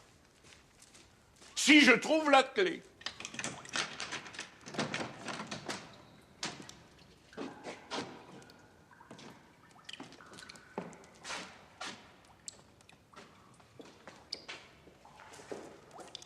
C'est lugubre, insalubre et funèbre. Ça ne m'étonne pas, on y découpait des macabées. Ça ira très bien. Dis-moi, Pierre, comment tu as trouvé l'argent pour payer cette pêche blinde? Avant, nous étions pauvres, Marie. Maintenant, nous avons des dettes.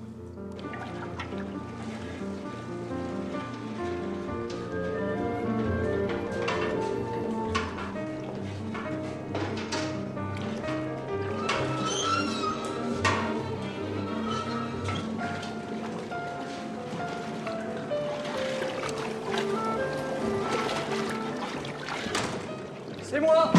C'est Gustave. Je vous dérange. Gustave? Marie, c'est Gustave. Bonjour, Marie. Bonjour, Gustave. Non, attention, oh là là. Tu es vêtu comme un prince. Ah ben oui, j'ai réalisé mon rêve. Je peux financer mes propres recherches. J'ai un labo dans mon jardin, alors je peux m'adonner enfin la spectroscopie. Et vous, quelle ramdam, hein? C'est la gloire. Oh, ne m'en parle pas. Pas moyen de travailler tranquille. Ah oui? Ah, je vous ai apporté le catalogue complet de tout ce que j'ai fait breveter sur le marché. Fais voir. Choisissez tout le catalogue si vous voulez, c'est moi qui régale. Ah, ça, c'est gentil. Tondeuse à cheveux, semoir automatique, couteau castreur. Mais non, plutôt les dernières pages. Ah, bon. Et toi, ton quartz piezoélectrique, là, hein? Si tu l'avais fait breveter, bah oui, vous auriez au moins pu vous payer de la main-d'œuvre, au lieu de concasser du rocher comme de Forçat, là. Vous avez l'air pitoyable, hein? Et avec ce que vous avez découvert ensuite sur l'uranium, alors là, La fortune, hein. Gustave, s'il te plaît, arrête. Bon, d'accord, pas de dispute. Vive les retrouvailles. Mais au risque de radoter, mon petit Pierre, si t'avais bien voulu me confier... De quoi parles-tu? J'en irai à la barbiche de tes brevets. La science doit rester pure, pure. Tu m'entends? Et j'ai bien raison parce que toi, la vérité, c'est que le commerce t'a aspiré, englouti. Ton but, c'était quoi? De financer tes recherches. Mais qu'est-ce que tu as cherché depuis le départ? De l'argent. Toujours plus d'argent. Mais je m'y remets doucement. Mais combien de semaines, de mois de travail foutu pour de l'argent? Crois-moi, il y a des métaux autrement plus intéressants. Pierre! Ah, c'est facile de se moquer de l'argent, hein, quand on est fils de médecin et qu'on a toujours pété dans la soie. Moi, pété dans la soie? Oui, plus que moi, qui suis fils d'épicier. Ma mère a débité de la scarole pendant 40 ans avec des engelures pour me voir porter des guêtres. Alors, je porte des guêtres. Et une fois par semaine, je l'emmène au café-concert, boire de l'absinthe et écouter Bruant beugler que sur la route de Louviers, il y a un cantonnier que c'est un fichu métier. Voilà. Et ben moi, ça me plaît. Je permets pas à l'octo pathétique de me faire la leçon. Pour la première fois.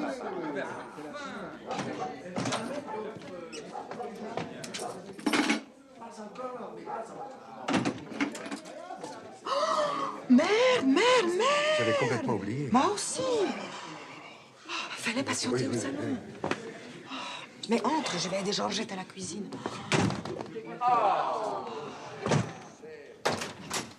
C'est maintenant que vous arrivez. Il y a 6 personnes dans le salon. Je sais, et je me demande ce que j'aurai à faire à dîner. Rien. J'ai fait le tour du boucher, du volailler, du poissonnier et même du tripier. Mais les ardoises sont trop longues. Personne n'a rien voulu m'avancer. J'ai mis de l'eau à bouillir, à vous de choisir ce que je mets dedans. Mais il reste que du riz ou du tapioca. Je serais vous, je mettrais plutôt du riz. Ça fait plus riche. Allez, tenez ma fille, allez, je ne sais pas. Je vais chercher quelque chose de bien, je ne sais pas, moi. À cette heure-ci, tout est fermé. Et puis, je suis pas votre fille, heureusement pour moi. Ce qui signifie? Oh, je me comprends. De toute façon, ce coup-là, c'est un coup de trop. Je rends mon tablier. On me propose une autre place. Chez les Boussicots. Des gens bien, qui ont un peu de famille, qui s'occupent un peu de leur enfant. Et qui rentrent pas poussiéreux tous les jours, des pieds à la tête. Et qui n'ont pas de dette chez les commerçants. Très bien, Georgette. Vous êtes libre de faire à votre guise. Couchez Irène et partez. Au revoir et merci pour tout. Ben moi, qu'on puisse dire, c'est vous prenez ça bien. Comme qu'on n'est que de la crotte, hein. On se décarcasse pour ses patrons, mais eux, ils s'en tamponnent. Bonjour, bonsoir, merci, au revoir. Ben, je vais vous dire, faire des études comme vous pour finir par trimer comme des ouvriers et avoir quand même le mépris de l'ouvrier, ben moi, j'appelle ça du pipi de chat.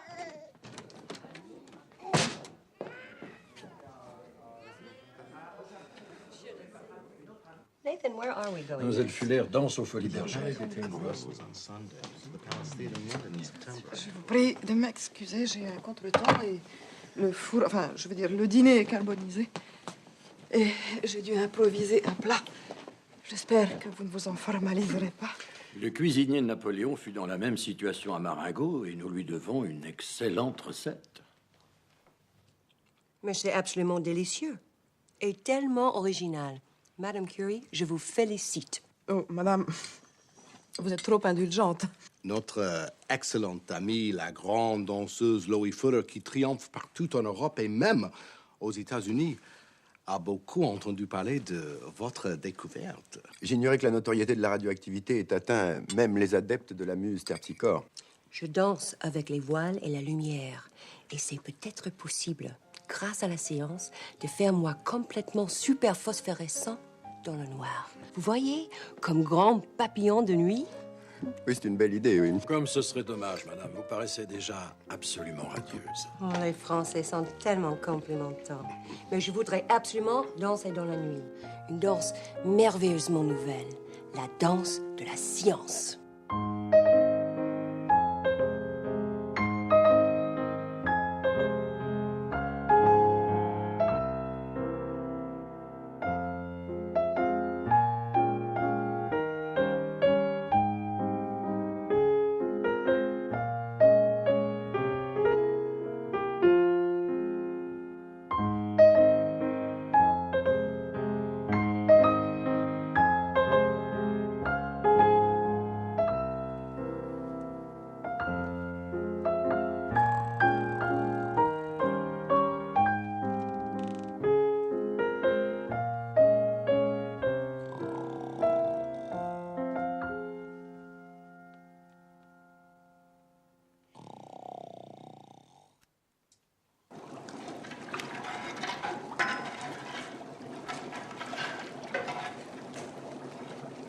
Attention.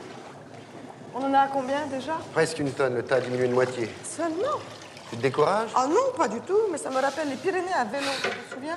J'ai hâte de passer le sommet. Ben, on en est presque au faubourg de Pau, là, tu vois. Eh ben toi, au moins, tu as un courage. Enfin bon, on a quand même séparé cet élément chimique. Oui, mais pas le barium, tant qu'on n'aura pas séparé le radium du barium.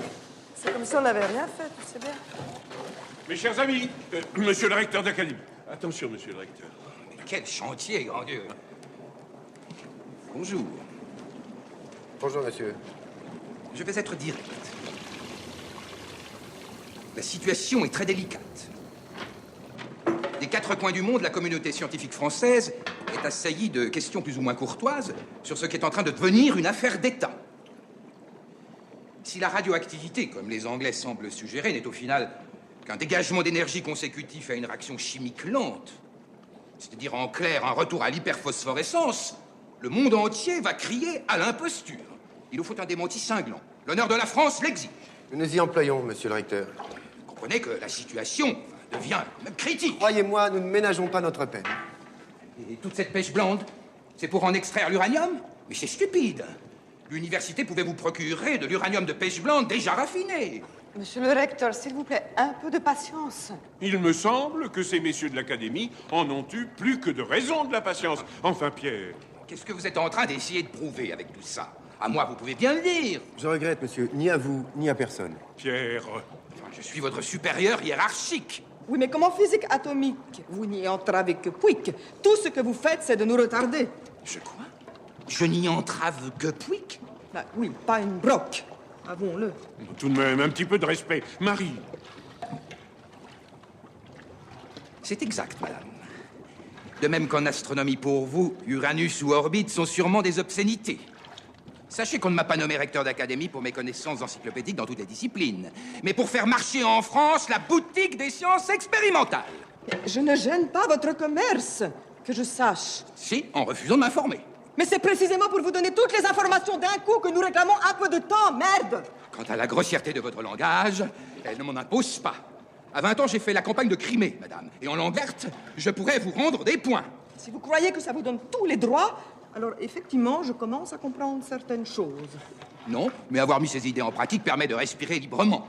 Parce que nous, les Russes de Menchikov, nous leur avons mis la pâtée, alors que vous, en Pologne, vous les avez toujours. Bon, si vous en veniez au fait, monsieur le recteur... Mais putain de chirie de pine d'ours! Allez-vous, oui ou merde, me dire ce que vous foutez avec cette caillasse? Je regrette, mais c'est non! C'est prématuré. Bien. Professeur Schütz, il va falloir tirer les conséquences de cette attitude. Mais mon cher ami, c'est un malentendu. C'est un malentendu. Au contraire, c'est on ne peut plus clair. Il a fait sauter les plans. Ça va pas, non? Mais à qui croyez-vous parler? Nous sommes bons pour la commission de discipline. Pas vous, hein? Moi? Patience, Rodolphe. Nous sommes sur le point d'obtenir les preuves d'une découverte décisive, alors gagnez du temps, aidez-nous, inventez quelque chose. Oui, c'est ça, un mensonge. Non, je vois clair dans votre jeu. Vous êtes incapable de clouer le bec aux Anglais, alors c'est la fuite en avant. Vous voulez rien dire de vos travaux parce qu'il n'y a rien à en dire. C'est du vent, de la poudre aux yeux. 2 tonnes de poudre aux yeux. Vous n'avez pas été avec le dos de la cuillère. Je vous interdis de insulter. Non, je ne vous insulte pas. Mais c'est moi qui suis en première ligne. Tenez le coup encore un peu, et vous aurez l'académie comme vous avez eu les palmes. Nous vous l'offrirons, le bicorne. Fichez-vous de moi, en plus. Si seulement vous vouliez me mettre dans la confidence, mais non. Rien.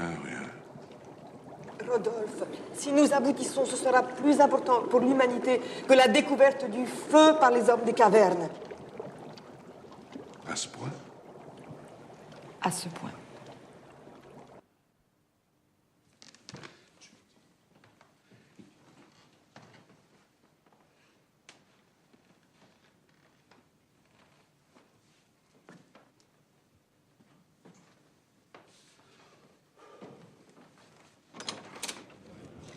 Monsieur, s'il vous plaît.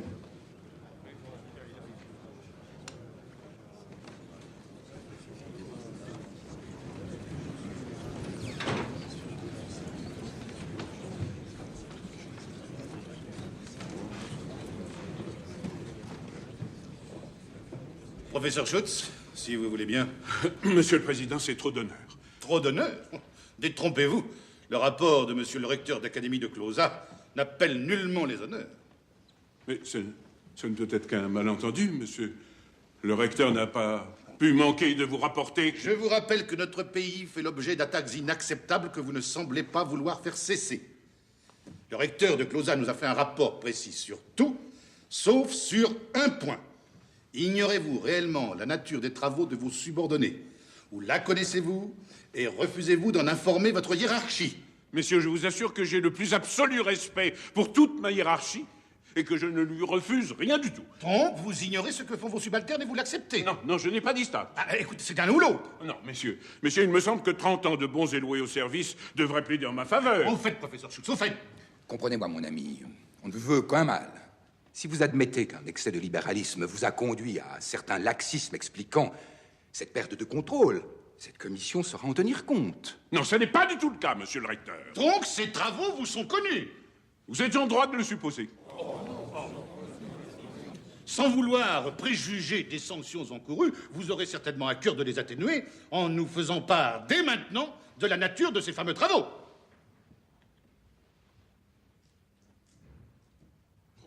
Mais enfin, c'est un scandale! Faut le révoquer! Il ne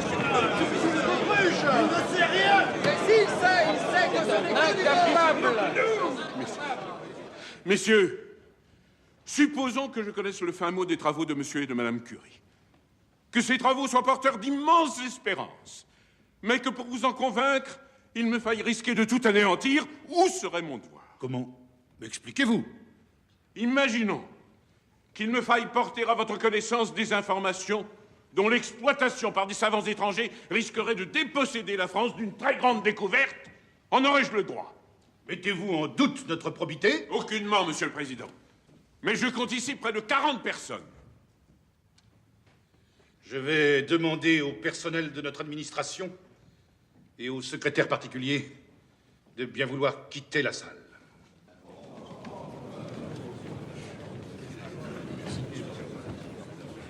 Si, messieurs les militaires, dont la présence ici n'est pas d'une absolue nécessité dans ces matières scientifiques, pouvaient également être libérés.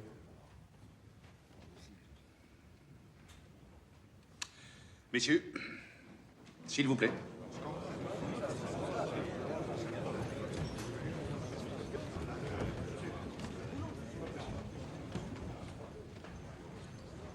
À présent, nous sommes entre nous. Alors, parlez clairement. Messieurs, au risque de vous décevoir, je n'ai pas demandé ce huis clos réduit à quelques éminents scientifiques entourant leur président pour protéger un quelconque secret d'État, mais bien pour vous ouvrir mon cœur, en dehors de toute présence profane. Je vous le dis tout net, je ne sais rien de ce qui occupe actuellement Pierre et Marie Curie.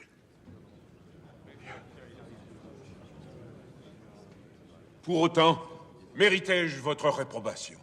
Monsieur le Président, manquer d'autorité n'a jamais été mon lot. Mais croyez-vous qu'il soit facile de contrôler des génies comme on contrôle des gens ordinaires?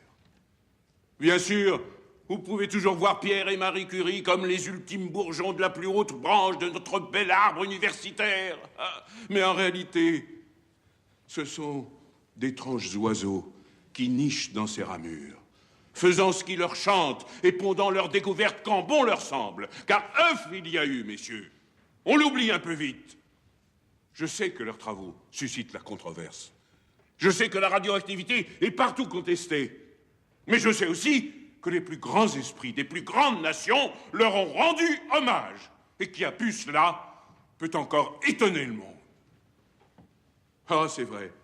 Ils sont rétifs à toute autorité. Mais ils sont aussi insensibles aux honneurs. Remontés comme des pendules, acharnés à la tâche, avides d'aboutir, et vexés comme des poux que l'on récuse leurs analyses. Alors je dis, les conditions de l'exploit me semblent réunies. Monsieur le Président, je n'ai jamais manqué au devoir de ma charge. Mais si cette commission de discipline devait exiger de moi, en la circonstance, telle ou telle décision arbitraire à l'endroit de monsieur ou de madame Curie, au risque de les voir s'exiler et de priver la France d'une chance légitime de briller à nouveau au fronton de la gloire, cette commission n'obtiendrait de moi que ma seule démission. Voilà.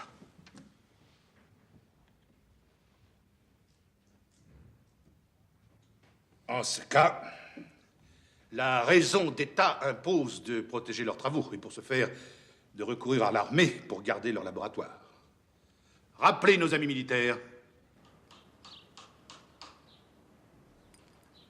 Il est décourageant, ce barium. J'ai tout essayé. Je lui présente les molécules les plus affriolantes, il reste de marbre. Oh, il finira bien par craquer. Regarde, Marie, cette fois, c'est certain, il n'y a dans cette coupelle que du barium et du radium. Sans aucune impureté, on va pouvoir commencer à séparer les éléments. Mais les séparer comment? J'ai été sublime. Pardon? Je dis j'ai été sublime avec cette commission de discipline. Je l'ai retournée cul par-dessus tête. Qu'est-ce qu'il y a? Malheureux, vous avez foutu en l'air 3 semaines de travail. Mais comment? Mais renversons cette coupelle! Mais qu'est-ce que c'est? Oh, mais vous allez nous laisser travailler en paix, merde! D'abord, on ne me dit rien, et ensuite, on s'étonne si je fais un impair. Oh. Ah, une dernière chose. J'ai fait valoir aux autorités la nécessité du secret de vos recherches. C'est très bien. Maintenant, laissez-nous, s'il vous plaît. Alors, en conséquence, ils exigent la présence de militaires. Très bien. Des militaires? Oui. Oui, des militaires pour garder le labo. Tenez à vous en prévenir. Faudra montrer patte blanche.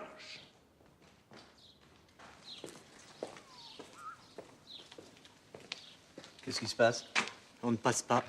Bah, je viens voir monsieur et madame Curie. Vous avez à laisser passer? Écoutez, je suis un ancien professeur de l'établissement. Je ne laisse pas passer sans laisser passer. Non, mais il faut absolument que je les voie. Ce sont les ordres. Bon. Vous pouvez remettre ça, monsieur Curie? Attention, c'est lourd. Attendez. Je lui laisse un mot. On vous fait porter ça avec ce message. Ah oui, posez ça là, monsieur. Merci.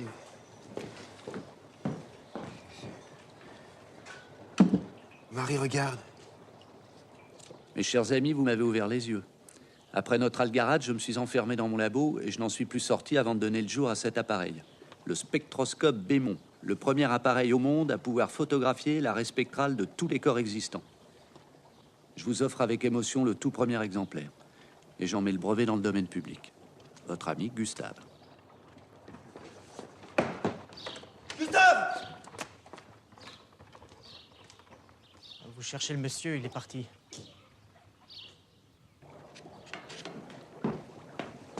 Marie, qu'est-ce que tu as? Non, je crois... C'est la chaleur, j'ai chaud. Mais ça va. Viens t'asseoir. Mais je te dis, Non, Pierre, plus. ça va. Je suis complètement irresponsable, moi. Assieds-toi. Mais c'est passé, je te dis. Non. Faut que tu t'arrêtes. Il faut que tu ailles te reposer quelques jours à la maison. Quoi? Je vais finir de raffiner cette pêche blinde tout seul. Hein. Non, mais... Tu reviendras pour la phase finale. Tu plaisantes? Non, je plaisante pas du tout. Je suis très sérieux. Tu n'as pas le droit. Ah non, j'ai pas le droit d'empêcher ma femme de s'user la santé. Non, tu n'en as pas le droit. Et pourquoi? Pourquoi? Tu me demandes pourquoi? Oui, je te demande pourquoi. Parce que je m'amuse. Ici, je m'amuse. Tu t'amuses? Oui, comme une folle. Il y a dans ces chaudrons un métal inconnu, surnaturel. Ça va faire un barouf insensé dans le landerneau scientifique mondial. J'ai la chance d'être pour moitié dans cette découverte. Moi, une femme, une polaque. Et tu voudrais que... Écoute, Pierre, hein, qui crois-tu avoir épousé? Un grand cerveau et une grande scientifique. Oh. C'est toi, Marie. Tu m'attribues des qualités morales? Bien sûr. Le dévouement, le désintéressement et le sens du sacrifice. Tu me prends pour une sorte de Sainte Thérèse de Lisieux de la science? Non. Mais cette idée n'est pas tout à fait fausse, même si tu le dis ironiquement. Eh bien, cette image est fausse. Je ne marche pas du tout, mais alors pas du tout au sacrifice ni au dévouement, Pierre. Je marche au plaisir. Le plaisir de trouver, de comprendre, de chercher, le plaisir de la science. Je sais pas, c'est comme une drogue, presque physique. Loin d'avoir le sentiment de me sacrifier, j'ai le sentiment de tout sacrifier à cette drogue. Tu comprends la nuance? Si je comprends bien, tu te considères comme une sorte d'égocentrique monomaniaque à tendance obsessionnelle. Exactement. Dont le vice est de fourrer son nez dans les secrets de la matière. Tout juste. Et alors, piller cette pêche blinde jusqu'à épuisement fait partie de ce plaisir malsain? On ne peut rien te cacher, Pierre. Il ne faut pas me ramener à la maison. Ah, Pierre!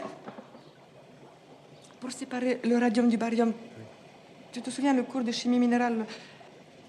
la cristallisation fractionnelle. Et l'électrolyse. Mais oui, Marie. Mais oui, mais oui.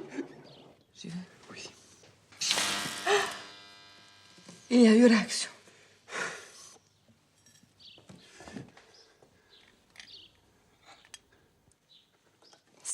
« 500. L'aiguille au maximum, Marie. C'est du radium pur. On a trouvé.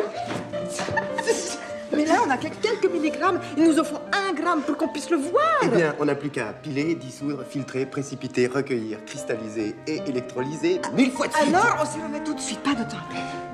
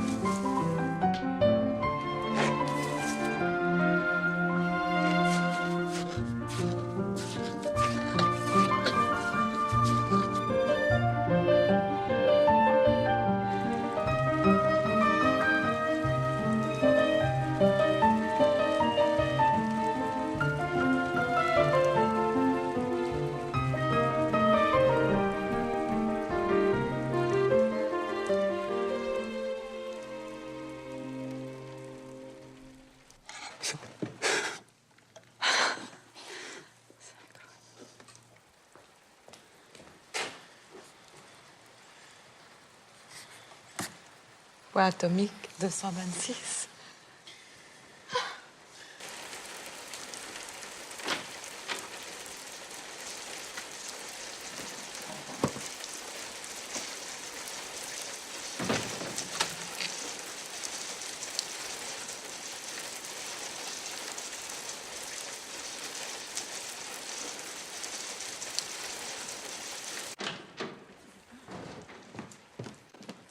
Alors?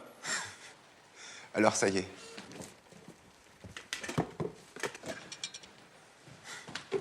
Voici le radium.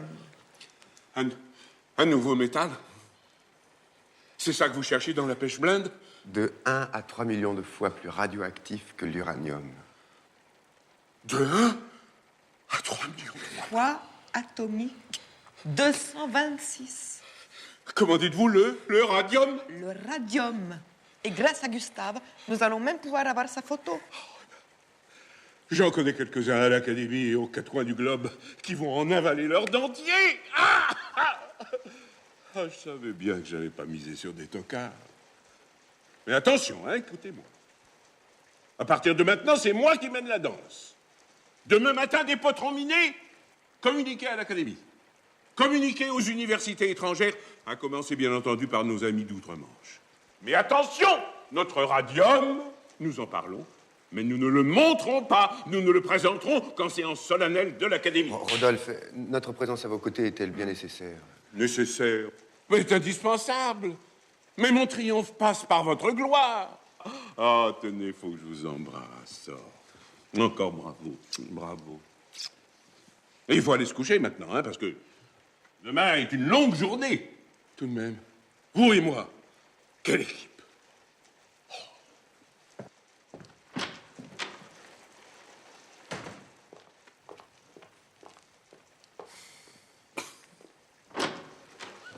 Oh, j'en ai oublié mon chapeau et mon parapluie. Je repense à Binet. Là, je le laisse loin derrière. Qu'est-ce que je dis derrière? Tout en bas. Plus nous nous élevons, et plus nous semblons petits à ceux qui ne savent pas voler. Nietzsche.